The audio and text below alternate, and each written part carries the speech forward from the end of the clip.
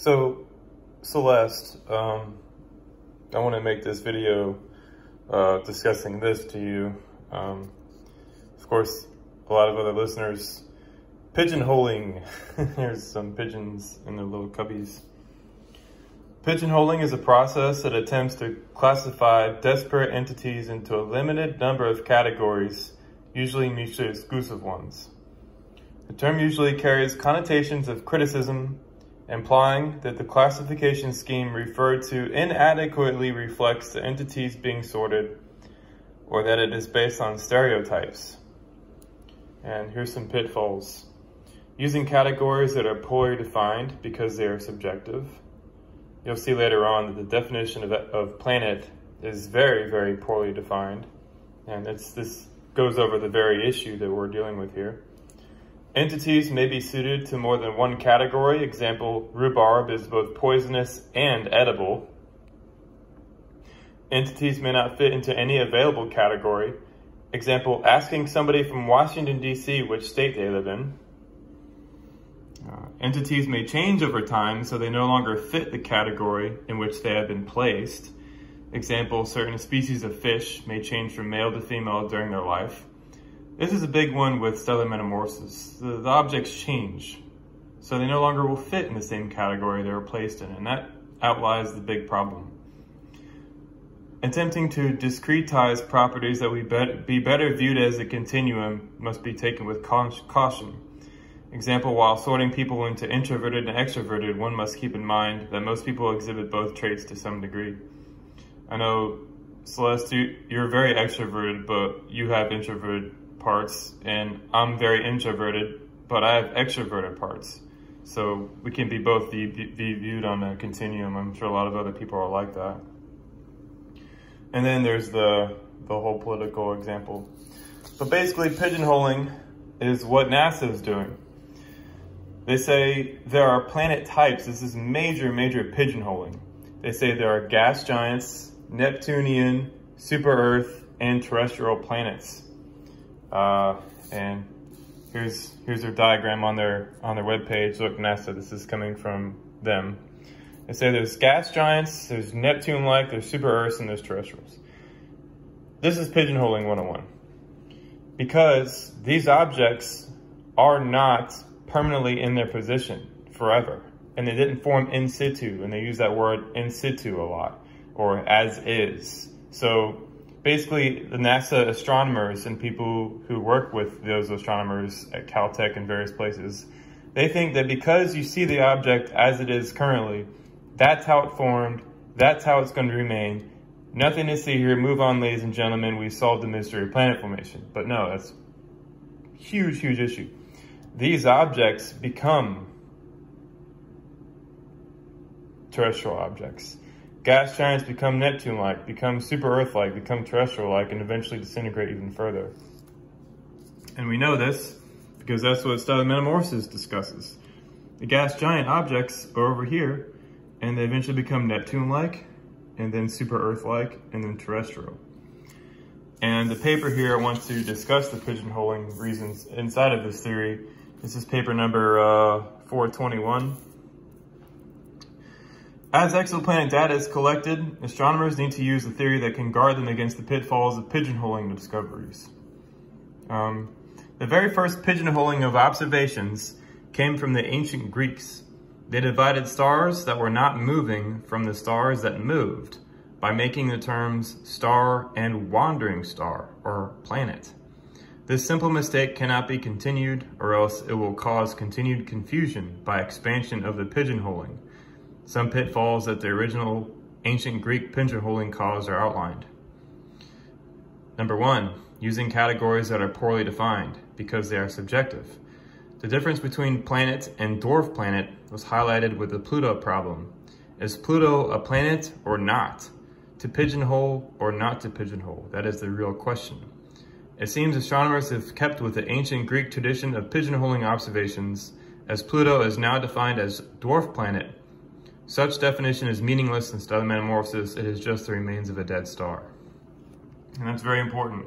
They sat there and spent millions and millions of dollars and millions of hours arguing and making meetings and voting and getting all upset and writing books and yada, yada, yada about a simple problem that was caused by them in the first place. They caused the very mystery that they were trying to solve, which is very interesting.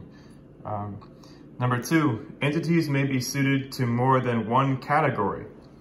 Ocean worlds can have very thick atmospheres. Does this make them gas dwarfs or ocean worlds? And they use the term gas dwarf and ocean world in other NASA publications. I don't have that here. But if it fits in more than one category, we have a big problem here, because you can't separate the two. You can't separate them. Oh, is it a Neptune or is it a super Earth? Which one is it? But there is no separation. They're one and the same. They're different stages of the object's evolutionary sequence. Number 3, entities may not fit into any available category. It says here, asteroids cannot be classified as stars, but can be stellar remains or the completely exposed, disintegrating old stellar cores like 16 Psyche, which is strange as the word asteroid is from the word for star-like. They are not whole stars in stellar metamorphosis, but they are stellar remains, so they have importance in the stellar Ouroboros. So that's important too. 16 Psyche, of course, is a very, very old remains of a smashed up stellar core that's since been wandering the galaxy for extreme periods of time, possibly even other galaxies, small asteroids. It would be like down here somewhere. And then you have number 4. Entities may change over time, so they no longer fit the category in which they have been placed. This is the most important aspect. All stars evolve into planets, meaning the very original pigeonholing of planet star causes lots of confusion in astronomy today.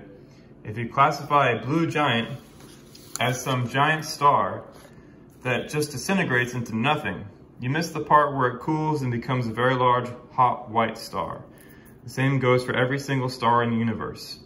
If you classify a brown dwarf as some failed star, you miss the part that it was a red dwarf and shined bright enough to have a visible spectrum. They change over time and become completely observationally different. So at best, they only temporarily fit the standard categories that are being created by astronomers.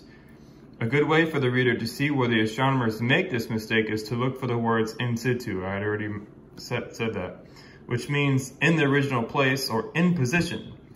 They can't have objects moving about and evolving greatly. This is the theory of planetary evolution or stellar metamorphosis. Evolving greatly is against the rules in astronomy. They need cosmos or perfection via pigeonholing. Without pigeonholing, they can have their cosmos or perfection. They say in situ a lot because they need to believe they understand the original positions of objects with their assumptions and their original sizes. Just notice where they say that phrase and look at the pitfall number 4 in this paper. They're making another mistake more than likely. So in situ is where you can point out where astronomers make mistakes. That's a good way to point out where they are making assumptions that are, unfounded on observations. Number 5, attempting to discretize properties that would be better viewed as a continuum must be taken with caution. And this is a big one. While sorting stars from planets, it is clear they have discretized their properties and circled back around retroactively to try and prove the properties that I originally sorted them by. A good example is when astronomers started classifying the brightnesses of stars by magnitude on photographic plates. Lots of work was done by early astronomers and researchers to give them all absolute and apparent magnitudes. -2, -1, 0, 1, 2, 3, 4, 5, 6, 7, 8, etc. They made discrete magnitudes for a process that is on a continuum. In fact, no star in the universe matches exactly another star's magnitude. They can be damn close, but when you go off down the digits, for instance, 5.000023 to 5.000024, you realize it is futile. If they had just realized that the magnitudes are not discrete, but continuous, then they would have realized there is no cutoff for absolute magnitude. ipso facto, no fusion cutoff based on subjective invented properties. The stars just get dimmer and dimmer until their light slowly moves into the infrared spectrum, meaning they remain hot but not shining, which are brown dwarfs, until they cool off and leave the rocky iron ball in the center called planet.